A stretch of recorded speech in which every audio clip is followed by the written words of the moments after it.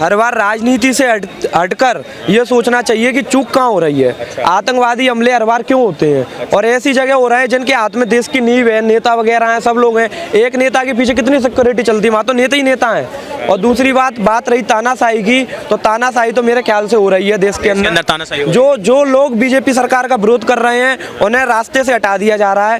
पहले कांग्रेस थी, कांग्रेस के राहुल गांधी जी की संसद सदस्यता वो कर दी खत्म, फिर इधर दिल्ली में सिसोदिया जी को ले लिया। जवाब ले लेते हैं, बहुत सारे सवाल पूछ लें। बताइए, बोले जो तानाशाही का बोले थे, तानाशाही वो जो महिला है नीलम आजाद नाम की, वो जो तानाशाही है देश के अंदर और जो नारे लगा रही थी, बोले है तानाशाही इसलिए उसने प्रोटेस्ट किया। सर तानाशाही का तो सबसे पहला एग्जाम्पल ये है कि इमरजेंसी लगी थी।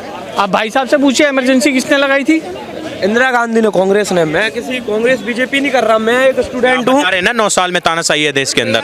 तानाशाही ये नौकरी ले पा सकता है सर। 42 पर वो जगह गलत थी। संसद में हमला करने के बाद 42 साल की लड़की नौकरी मांग रही है। 42 साल की लड़की सरकारी नौकरी कर सकती है? मैं आपसे पूछता हूँ, क्या सरकारी नौकरी? मैं ये कह रहा हूँ स्टूडेंट है, 42 साल का स्टूडेंट हो सकता है पहली बार? नहीं हो सकता। पर दूसरी नहीं, PhD कर रहे हैं सर। ये तो सरकारी नौकरी मिलेगी क्या? कोई है क्या? ये तो हमें तानाशाही है, हमें डंडे मार के हमारी आवाज दबाई जा रही है। ऐसा कुछ नहीं है। संसद पे हमने करने वाला देशद्रोही है, आतंकी है। और अफजल की बरसी है, 2001 में हमला हुआ था संसद पे, और आज 2023 है, 22 वर्ष बाद ये बरसी मना रहे हैं यहाँ पे सर। इनडायरेक्टली ये संदेश दे रहे हैं अपने आकाओं को कि भारत के संसद पे हमने हमला कर दिया है। वो चाहे पन्नू हो, चाहे पाकिस्तान ISI हो, चाहे इनके कम्युनिस्ट। ये कम्युनिस्ट देश के लिए कैंसर है सर। देखो वहाँ जाके क्या मांग कर रहे हैं, तानाशाही। ये कह रहे हैं मणिपुर। अरे भाई तुम चुनाव हार चुके हैं, मणिपुर के हालात तुम्हें पता है? वहाँ के सारे आतंकी सरेंडर कर चुके हैं। वहाँ पे नेक्सस चलता है नशे का, तुम्हें पता है? वहाँ पे मैती और कुकी जाति का युद्ध है, पता है? मैती जाति के बारे में कुछ जानते हो? कितनी बड़ी हिंदू पॉपुलेशन थी, जानते हो?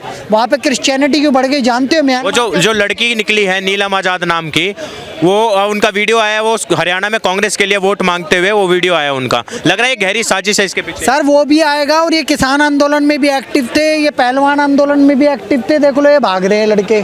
एक्चुअल में कुल मिला के एजेंडा चल रहा है, देश विरोधी एजेंडा है ये। राहुल गांधी को बचाने की साजिश है। और राहुल गांधी कौन है पता है आपको? धीरज साहू का गुरु।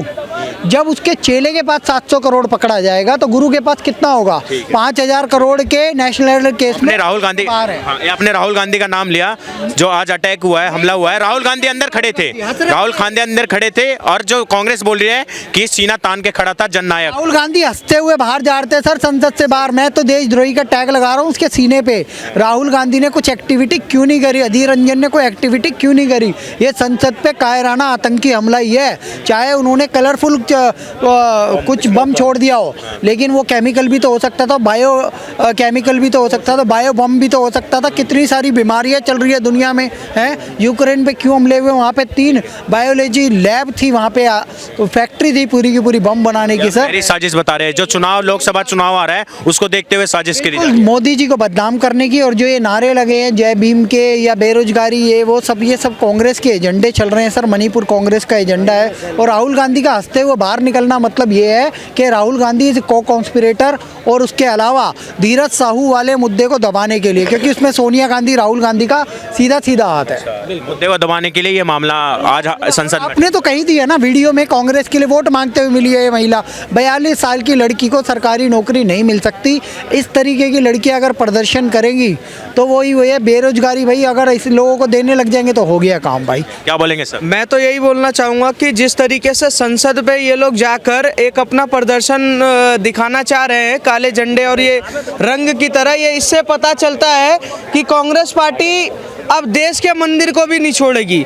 पहले तो कट्टर भ्रष्टाचारी घूम ही रहे थे, अब अपना चेहरा छुपा ही लिया। अब ये क्या है कि देश के जो भी लोग हैं, जो इनके समर्थक हैं, जो चिरकुट घूम रहे हैं ना, अब ये ऐसे ही हरकत करेंगे। नरेंद्र मोदी जी ने एक बात बोला है कि आने वाले लोकसभा के चुनाव में ये दंगे भी करवा सकते हैं, ये देश का माहौल भी बिगाड़ सकते हैं, ये काले कारनामे भी कर सकते हैं। चुनाव आ रहे हैं इसलिए अस्थिरता पैदा करने के लिए ये देश में अस्थिरता पैदा देश का माहौल बिगाड़ना चाहते हैं। जिस तरीके से एक 42 साल की महिला नीलम आजाद जाकर प्रदर्शन करती है कि यार क्या नाम है, तानाशाही चल रहा है। मैं उसी महिला से पूछना चाहता हूं कि मैडम जी मुझे एक बात बताइए कि 1975 में जब रातों रात लोकतंत्र की हत्या हुई तब आपको नहीं याद आया? 1984 में लोकतंत्र की हत्या हुई तब आपको याद नहीं आया?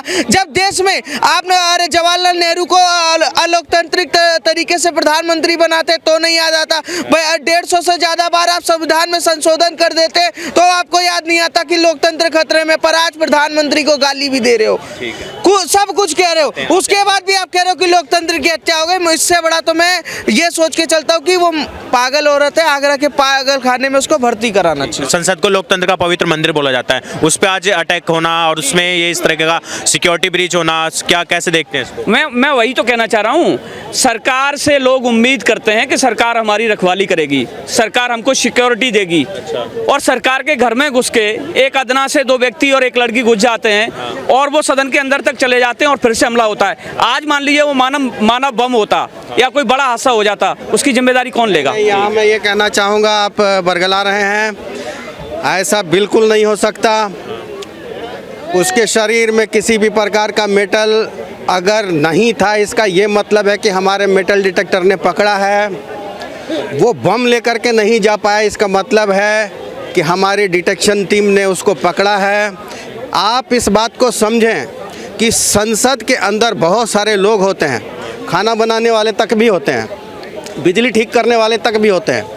अब जो पास बनवा कर रोज़ जाता है, जो नॉन पर्सन है, जैसा कि आप खुद ने भी अभी थोड़ी देर पहले कहा था कि उन्होंने वीडियो जारी किया था, कांग्रेस को वोट दो। हाँ, वो जो नारे लगा रहे थे लोग, नीलम आजाद जो नाम आ रहा है, जो महिला उसमें शामिल थी, जो हमला हुआ है, वो उनका एक वीडियो आया, पुराना वीडियो, वो कांग्रेस के लिए वोट मांग रही है हरियाणा के। इस बात को समझिए, इतना छोटा सा बदनामी, यह साजिश देख रहे हैं आप विपक्ष की? मेरी बात सुनिए, बदनाम करने के लिए इतना छोटा सा साजिश किसी भी वक्त, किसी भी विधानसभा, लोकसभा, पूरे वर्ल्ड में कहीं भी हो सकता है। मेरा ये कहने का है, जिस संसद में 5-6 हज़ार जितने भी लोग जाते होंगे, रोज पास बनवा के जाते हैं। अब जूते में किसी ने पाउडर हल्का डाल दिया, वो तो मेटल स्मोक बॉम्ब था, स्मोक बॉम्ब। स्मोक बॉम्ब नहीं था वो, एक कल पता चल जाएगा। वो एक पाउडर है जो सपोज सॉक्स में किसी ने लगा रखा है। अब रोज चेकिंग करा के वो जाता है और जाने के बाद हल्का झाड़ दिया, हल्का झाड़ दिया तो इनको ये मतलब लग रहा है मोदी सरकार गया। अरे 2013 में मोदी जी को 13 सीरियल बम ब्लास्ट पटना में गांधी मैदान। ध्यान रखें, सुरक्षा की जिम्मेवारी किसकी थी? केंद्र सरकार की थी। उसने क्या किया? कुछ नहीं किया। कोई स्निफर डॉग नहीं। स्निफर डॉग जो होता है वो सूंघ कर बता देता है कि गांधी मैदान में कहाँ बम है, यानी उसने उसका प्रयोग नहीं किया था। ये जानबूझ करके छोड़ दिया था कि मरे भला ये मोदी। आप किसकी साजिश देखते हैं ये जो आज का हमला हुआ है संसद के? भाई तो पता चल ही गया, कांग्रेस के लिए वोट मांग रही है। एक आदमी गया झूठ मूठ का सुरक्षा चुप का नाटक करके एक पाउडर छिड़क गया कि मोदी गया बदनाम करने के। तानाशाही है देश के अंदर और तानाशाही नहीं। तानाशाही कहाँ है? तानाशाही क्या था मैं बताता हूँ। आप जहाँ खड़े हैं, आप खड़े नहीं हो पाते यहाँ पे न मैं। अरे इसी डी ब्लॉक में बम फूटा था, इसी डी ब्लॉक में। और सुनिए नहीं पूरा जवाब लीजिए। सरोजनी नगर धड़ाक, नेहरू प्लेस धड़ाक, करोल बाग धड़ाक। कौन ऐसा कोना है इस दिल्ली का और पूरे देश के शहर में जहां बम ब्लास्ट यूपीए सरकार में नहीं हुआ? क्या बोलेंगे सर? जैसे कि आपने कहा इसमें कांग्रेस की साजिश है। हाँ। तो कांग्रेस की अगर साजिश है तो कांग्रेस में इस प्रकार से कहीं भी कर सकती है। तो क्या हमारी सरकार सुरक्षा में तैयार नहीं है? क्या हमारी सरकार सुरक्षा में चूक कर रही है? ये हमारे देश की बात है। आज हो सकता है वो कांग्रेस के हो सकता है वो आम लोग हो सकता है वो कल आतंकवादी भी हो सकते थे। ये बहुत बड़ी बात है। आज सुन लीजिए, मैं आपकी बात को कर रहा हूँ, पॉलिटिकल मत बनाइए इसको। वो कुछ भी हो सकता था। आज सबसे बड़ा मैसेज ये गया है कि आज बरसी के दिन 4 लोग अंदर घुस जाते हैं संसद में और हमारी सिक्योरिटी है वो सोई हुई थी तभी वो लोग प्रवेश हो गए। सोई हुई होती तो बंदूक पहुंच जाता अंदर, बम पहुंच जाता अंदर। अरे हमारी सिक्योरिटी ही थी जिन्होंने रोका, और 2001 में भी 2001 में भी घुस नहीं पाया था, उन सबको मार गिराया गया था। भले ही हमारे जवान शहीद हो गए थे पर सबको मार दिया गया था। रहा इसकी बात, इसको भी पकड़ा गया, क्या कर पाया? मैं बोलता हूँ इस संसद का एक खरोंच कर पाया? What is practical? क्या हमारे संसद के किसी भी व्यक्ति या किसी भी वस्तु या किसी भी स्थान, तीन ही चीज धरती पर है, एक खरोंच लगा है अभी तक, उसे पकड़ा गया है। और आप तो खुद ही बता रहे हैं कि कांग्रेस के लिए वोट मांग रही थी।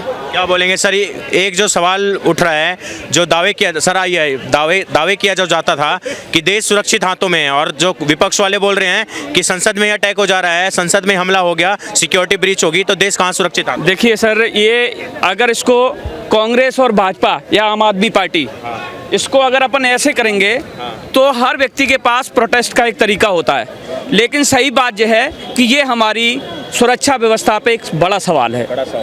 वो अंदर अगर इतने बड़े लोकतंत्र में, जिसको हम लोकतंत्र का जो है सबसे बड़ा सदन कहते हैं, उसमें अगर अंदर घुस जाते हैं तो ये अपनी सुरक्षा पे एक बहुत बड़ा सवाल है, सरकार के लिए एक बहुत बड़ा सवाल। बोल रहे हैं एक चीज ये भी कहना चाहूंगा, एक ऐसा सांसद था भगवंत मान, जिसने वीडियो बना करके बाकायदा संसद का वायरल किया था। देखो गेट नंबर 1 से ऐसे जाते हैं, देखो गेट नंबर 2 से ऐसे जाते हैं, देखो CISF यहाँ पर चेक करता है, देखो उसके बाद फिर यहाँ पर बैठते हैं।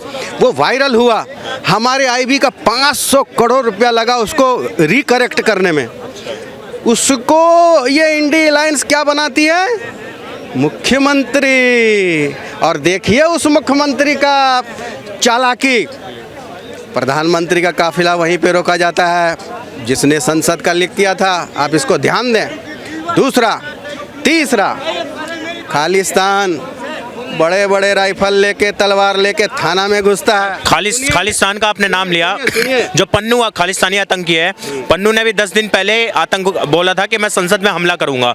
ये जो थ्रेट था, उसके बावजूद जो हमला, मेरे इशारा को आप समझें, उसके बाद वो थाना में गया, थाना में खालिस्तानी गए, मेरे आदमी को छोड़ा, अकाली दल तक ने बोला छोड़ दो।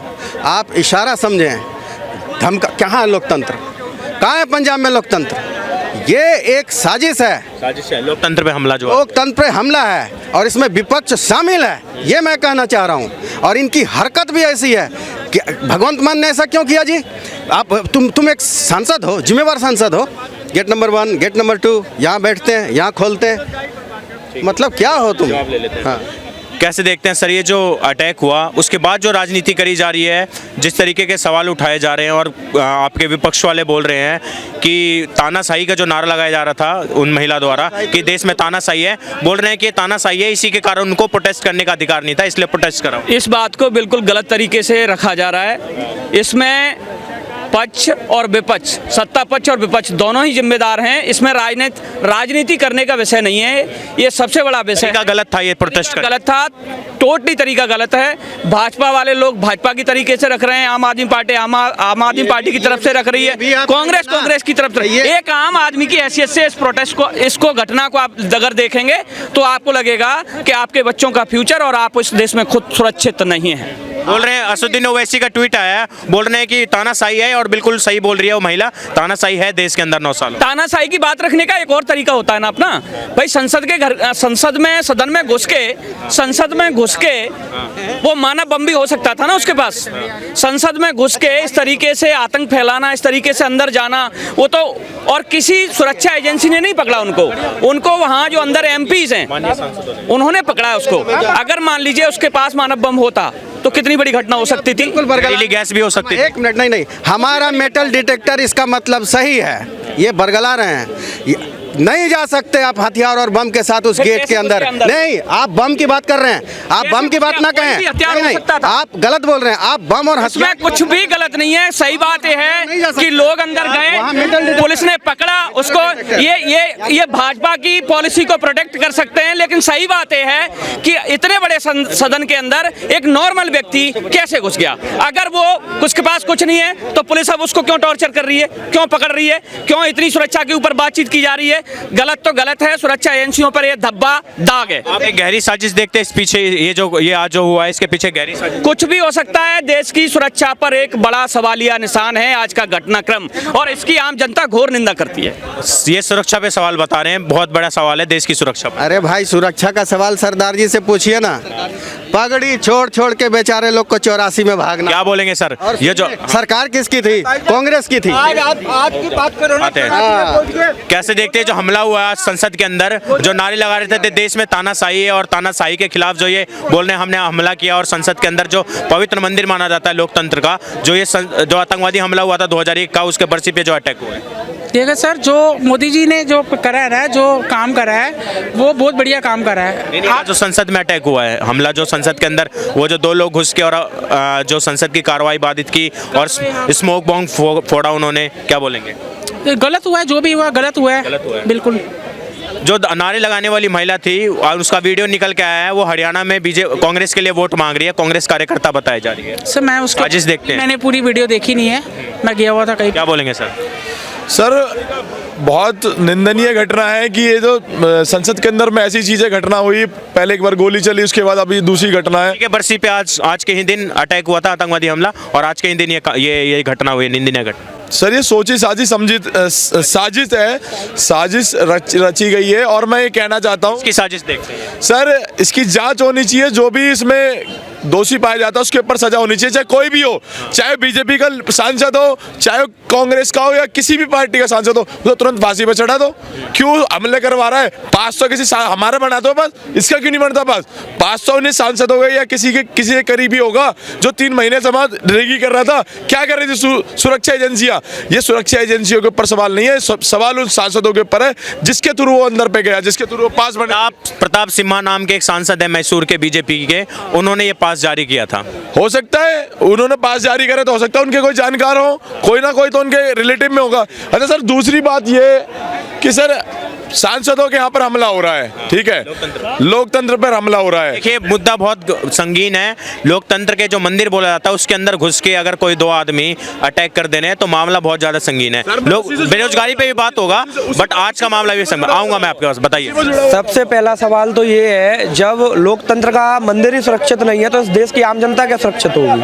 सबसे पहले हम लोगों को यही सोचना चाहिए, जब लोकतंत्र जैसी जगह जहाँ कितनी कड़ी सिक्योरिटी रहती है, सांसद रहते हैं, बड़े बड़े मिनिस्टर रहते हैं, तब वो चीज सुरक्षित नहीं है तो आम जनता कैसे अपनी सुरक्षा की वो कर सकती है? बोले देश सुरक्षित नहीं है, अगर लोकतंत्र का मंदिर सुरक्षित नहीं है तो बोलते थे जिसके हाथों में, बोलते थे कि देश सुरक्षित हाथों में है, उस बताइए। देखिए, वो तो बात इनकी बिल्कुल ठीक है जो ये कह रहे हैं, लेकिन ये जो आज जो आप कह रहे हो घटना हुई है, ये बहुत ही निंदनीय है।